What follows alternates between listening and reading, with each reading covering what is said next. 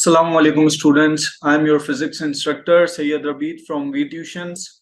VTutions Pakistan का पहला online free of cost learning platform है जहां आपको अपने सिलेबस के हिसाब से ना सिर्फ वीडियो लेक्चर्स बल्कि उनके रेलेवेंट नोट्स, प्रेजेंटेशन, क्विजेस भी मिल जाएंगे। इनको एक्सेस करने के लिए आप हमारी वेबसाइट www.vtutions.com पे जाके इजीली एक्सेस कर सकते हैं। अभी तक हमने फिजिक्स का चैप्टर 1 जो कि है स्कोप ऑफ फिजिक्स उसको कवर किया है और इस लेक्चर में हम उसके बुक के न्यूमेरिकल्स और पास पेपर के कुछ क्वेश्चंस करेंगे। लेक्चर की तरफ चलते हैं।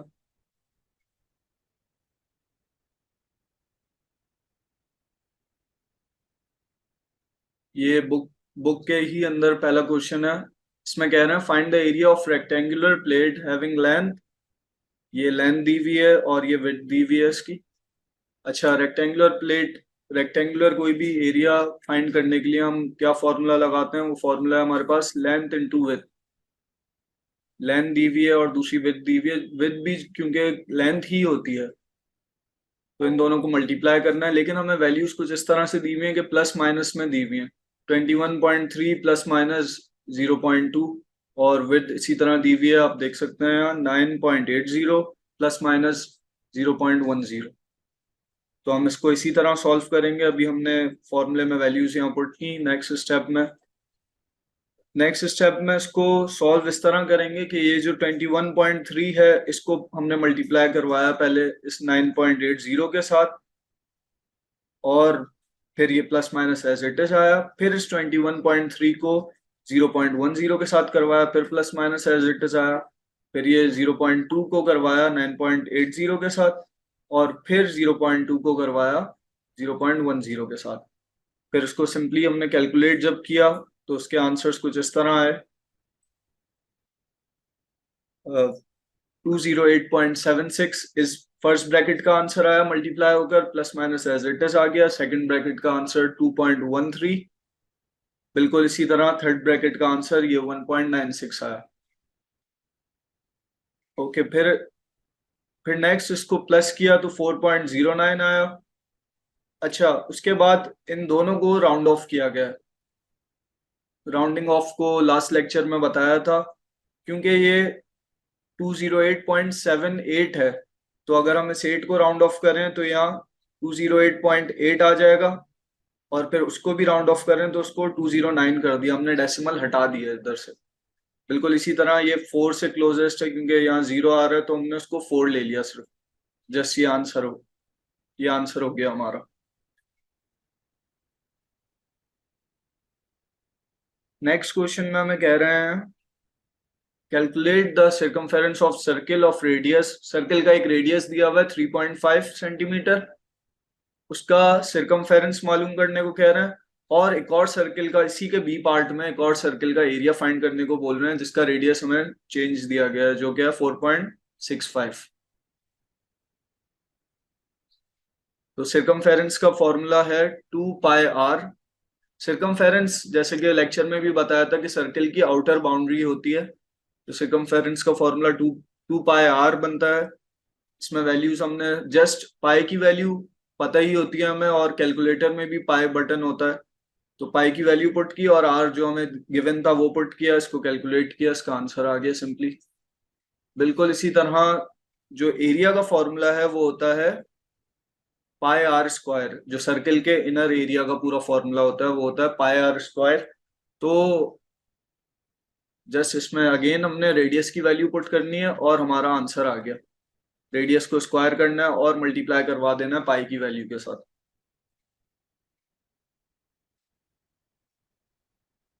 थर्ड क्वेश्चन में डायमेंशन हमें प्रूफ करनी है कि ये जो इक्वेशन है ये डायमेंशनली करेक्ट है या नहीं। डायमेंशनली करेक्ट होने का मतलब है कि इसकी लेफ्ट हैंड साइड और राइट हैंड साइड की डायमेंशंस इक्वल आ रही होंगी। तो देखते हैं इसको।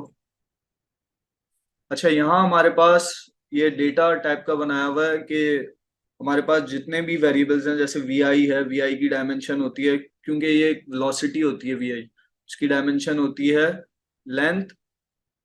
और वेलोसिटी, वैसे वेलोसिटी का फॉर्मूला मीटर पर सेकंड होता है, मतलब लेंथ या डिस्टेंस कह लें आप, डिस्टेंस डिवाइडेड बाय टाइम।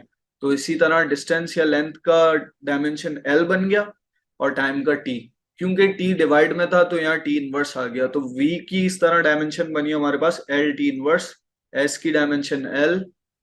इसी तरह एक्सेलरेशन की डायमेंशन बनी एल टी इनवर्स स्क्वायर, और टी क्योंकि टाइम होता है उसकी डायमेंशन टी है हमारे पास। तो इसको आगे देखते हैं।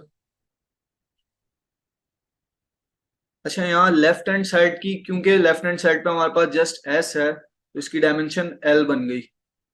तो अगर ये डायमेंशनली करेक्ट है ये इक्वेशन, तो इसकी राइट हैंड साइड पे भी सॉल्व होके एल बननी चाहिए, तो उसको देखना। राइट हैंड साइड की जब हमने इक्वेशन के अंदर डायमेंशंस पुट की वेरिएबल की जगह, तो ये वी आई की जगह वी आई की डायमेंशन पुट की, टी की जगह टी की, प्लस ये जो 1/2 है ये कॉन्स्टेंट्स की हम नहीं पुट करते, कॉन्स्टेंट्स की कोई डायमेंशन होती नहीं है। एक्सेलरेशन की again L T square inverse और टाइम की टी स्क्वायर, ये हमने जस्ट इधर से देखकर पुट कर दी है। ये डायमेंशंस याद करनी पड़ेंगी, वैसे 4 ही होती हैं, जो एक टेबल भी थर्ड लेक्चर में बताया था, वही डायमेंशंस यूज होती हैं इसको डायमेंशनली प्रूफ करने के लिए। अब नेक्स्ट स्टेप में अगर देखें, इस क्योंकि ये टी इनवर्स था और ये टी था जिसकी पावर +1 थी, इसकी -1, ये दोनों आपस में कैंसिल हो गए। और इसी तरह ये टी स्क्वायर इनवर्स था और ये टी स्क्वायर था पॉजिटिव, तो ये दोनों आपस में कैंसिल हो गए, तो हमारे पास बचा इधर भी एल बचा और इधर भी एल, और ये दोनों इक्वल हुए एल के। ये क्यों हुए इक्वल? क्योंकि बीच में प्लस आ रहा था। उसकी वजह यह है कि जब दो फिजिकल क्वांटिटीज जिनकी डायमेंशन सेम हो, वो सम हो रहा हो उनका, मतलब प्लस हो रहा हो, ऐड हो रही हो वो, तो जो आंसर आएगा वो भी सेम डायमेंशन ही आएगा। तो इसीलिए हमने इन दोनों को, क्योंकि सम हो रहा था, तो हमने इसका आंसर भी एल ले लिया। तो हम देखेंगे कि राइट हैंड साइड और लेफ्ट हैंड साइड दोनों सेम आ गई, तो हम कहेंगे कि ये डायमेंशनली करेक्ट है equation. Next question again dimension का है, लेकिन इसमें थोड़ा सा इन्होंने ट्विस्ट दिया है। ट्विस्ट ये है कि हमें ये इक्वेशन दी गई है लेकिन इसमें डायमेंशन पूछी गई है सी की, सी जो ये कांस्टेंट है। तो सबसे पहले जिस चीज को हमें, जिसकी वैल्यू निकालनी होती है, तो उसको इंडिपेंडेंट करना होता है हमें इक्वेशन में, अकेला करना होता है। तो देखते हैं कि हमने इसको किस तरह सॉल्व किया। सबसे पहले हमें ये इक्वेशन गिवन है कैपिटल S = CT³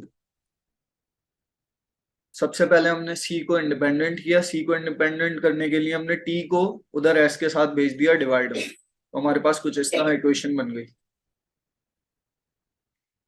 नेक्स्ट, क्योंकि हमें पता था इनकी डायमेंशंस एस की एल होती है और टी की टी ही होती है, कैपिटल टी, तो हमने जस्ट वैल्यूज पुट की इस इक्वेशन में और हमारे पास सी की डायमेंशंस आ गई LT³ इनवर्स।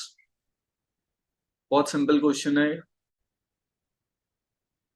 तो ये हमारा लास्ट क्वेश्चन है बुक का, जो जिसमें कह रहे हैं हमें एस्टिमेट करने के लिए कि कितना लीटर पेट्रोल पूरे पाकिस्तान में जितनी भी गाड़ियां हैं वो कंज्यूम करती हैं। तो इसमें हमें कुछ डेटा दिया हुआ है जिसकी मदद से हमें ये करना है। तो ये डेटा कुछ इस तरह से है कि नंबर ऑफ कार्स दी हुई है 5 लाख, और एवरेज डिस्टेंस दिया हुआ है जो कि हर कार ट्रेवल करती है 16,000 किलोमीटर, और गैस कंजम्पशन दी हुई है कि हर 6 किलोमीटर पे 1 लीटर गैस कंज्यूम होती है। तो हमें इसी तरह से इस डेटा को लेकर चलते हुए एस्टिमेट निकालना है। तो देखते हैं। सबसे पहले डेटा जो हमें दिया हुआ है, यहाँ हमने सिर्फ ये किया कि इसको साइंटिफिक नोटेशन में 10 की पावर में लिख दिया, क्योंकि इसमें 5 जीरो आ रहे थे, तो 10 की पावर 5, 5 इंटू 10 की पावर 5 बन गया ये। नेक्स्ट हमारे पास जो एवरेज डिस्टेंस दिया हुआ है 16,000, अगेन गैसोलीन कंजम्पशन, ये सारा डेटा हमें क्वेश्चन में ही ऊपर दिया हुआ है। हमें निकालना क्या है ये भी आपको बता चुका हूँ, नंबर ऑफ लीटर के, जितनी सारी गाड़ियां जितना पूरे साल में total number of litre petrol consume करती हैं। इसका फॉर्मूला कुछ इस तरह से बनेगा कि नंबर ऑफ कार्स को हम एवरेज डिस्टेंस से मल्टीप्लाई करवाएंगे और डिवाइड करवा देंगे 6 से, जो कि हमारी पर लीटर कितना किलोमीटर गैस कंज्यूम होती है, तो उससे हम, जो कि हमारी वैल्यू गिवन है 6, इससे डिवाइड करवा देंगे। जैसे हमने यहाँ वैल्यूज पुट की, नंबर ऑफ कार्स की जगह 5 इंटू 10⁻⁵, एवरेज डिस्टेंस की जगह 16,000, और गैसोलीन कंजम्पशन की जगह ये 6 आ गया।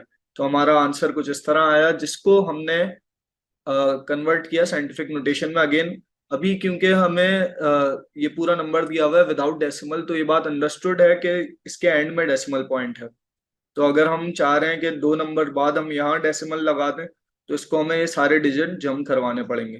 तो जब भी हम इस तरह लेफ्ट पे आते हैं जम करवाते हुए, तो हम जितने डिजिट्स जम करवाते हैं उतनी 10 की पावर आ जाती है।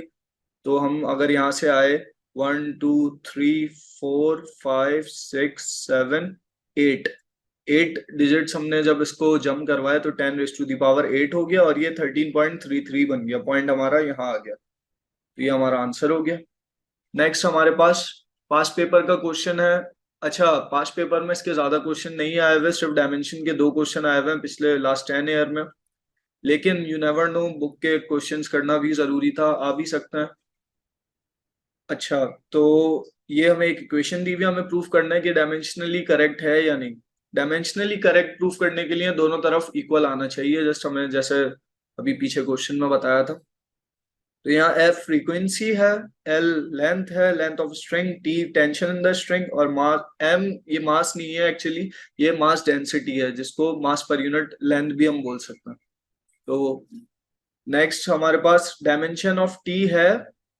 जैसे अच्छा, ये टी क्योंकि tension of in the string है, इसकी डायमेंशन है हमारे पास M L T square inverse. बिल्कुल इसी तरह मास अपॉन लेंथ है, क्योंकि ये एम लीनियर डेंसिटी, तो इसकी हमारे पास मास अपॉन लेंथ ही है, मास का एम और ये अपॉन में लेंथ का एल, तो ये हमारे पास बना एम एल इनवर्स। अच्छा, इसकी लेफ्ट हैंड साइड जो बनेगी ये एफ की वजह से, क्योंकि हमें पता है कि ये जो फ्रीक्वेंसी है एफ, वो बराबर होता है एफ इक्वल्स टू 1/t होता है, टाइम का इनवर्स होता है। तो हम इसको बिल्कुल टी इनवर्स ले लेंगे। जो लेफ्ट हैंड साइड हमारी टी इनवर्स बन गई। अब हम अगर राइट हैंड साइड को देखें, तो हमारी राइट हैंड साइड किस तरह से बनेगी। राइट हैंड साइड में हमने सबसे पहले एल इनवर्स, ये जो एल एल था इसको ऊपर ले गए, एल इनवर्स हो गया ये। फिर हमने टी की वैल्यूज पुट की, ये एल क्योंकि मैंने लिखा भी ये इटैलिक में है, क्योंकि ये कांस्टेंट है तो इसकी कोई डायमेंशन नहीं होगी। तो और नेक्स्ट फिर एम की डायमेंशन हमने यहाँ पुट कर दी। अब ये एम से एम कैंसिल, और ये जो एल इनवर्स था ये ऊपर जाके एल स्क्वायर हो गया, और ये टी स्क्वायर इनवर्स रहा, तो इसकी वजह से ये दोनों अंडर रूट से बाहर आ गए, क्योंकि ये स्क्वायर थे तो इनका स्क्वायर खत्म हुआ। ये बना, ये एल इनवर्स का L inverse as it is रहा। ये एल स्क्वायर था पॉजिटिव, तो ये सिर्फ एल रह गया, और ये टी इनवर्स स्क्वायर था तो ये टी इनवर्स रह गया। इस एल से ये नेगेटिव और पॉजिटिव पावर्स कैंसिल, हमारे पास टी इनवर्स बचा। तो ये प्रूफ हो गया कि लेफ्ट हैंड साइड और राइट हैंड साइड इक्वल है, तो हम कहेंगे कि इक्वेशन डायमेंशनली करेक्ट है। बिल्कुल सिमिलर हमारे पास ये दूसरा क्वेश्चन है। इसमें एक इक्वेशन दी हुई है जिसमें ये v वेलोसिटी है, t टेंशन है अगेन, और इसमें म्यू, ये म्यू का साइन है, ये रिप्रेजेंट कर रहा है मास डेंसिटी को, जो कि होता है मास पर यूनिट लेंथ। तो आगे बढ़ते हैं। लेफ्ट हैंड साइड इसकी क्योंकि जस्ट वेलोसिटी है, तो वेलोसिटी हमें पता है मीटर पर सेकंड या डिस्टेंस अपॉन टाइम होता है, तो इसका सिंपली बन गया डायमेंशन एल टी इनवर्स। इसकी राइट हैंड साइड की तरफ अगर हम जाएं, तो राइट हैंड साइड पे इसके टी है अंडर रूट में, जस्ट टी की, जैसे पीछे हमने टी की देखी थी डायमेंशन, बिल्कुल सेम वही डायमेंशन डाली, और म्यू की अगेन सेम डायमेंशन डाली, M L inverse.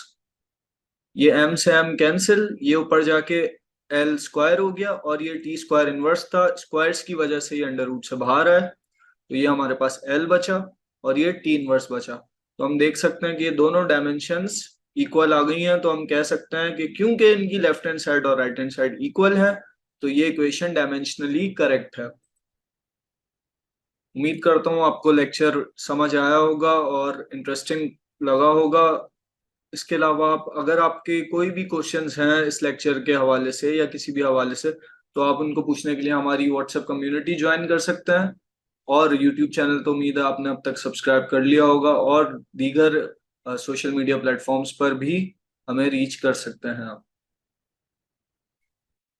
Thanks for watching.